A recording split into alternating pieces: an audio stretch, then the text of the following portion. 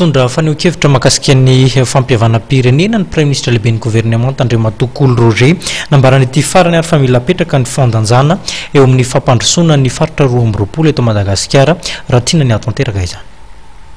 Amitsika tsy dia misy loatra hoe iady na sakafany fa mahatsapa ihany tsika fa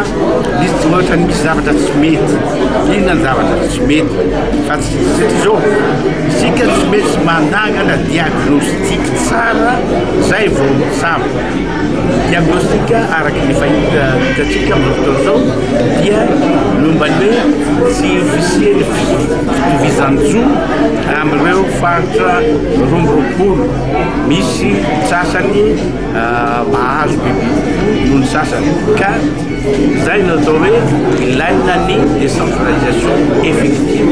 mba ahafahana ampandroso rehefa mandroso ireo faritra ireo dia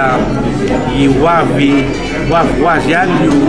fampihavanana firenena. Ilaina hoe zany fampihavanana ny foloto ilaina mihitsy ny olona tsy mifankafantatra any fa mifankahana fantatro loatra zay lavitra anankiray zay souvent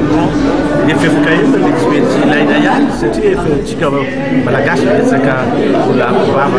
mivavaka kristiana ka tsy mety ilaina ihany ny fiafakaina fa zay lavitra anankiray zay ohatra tsy dia mazava loatra aminy.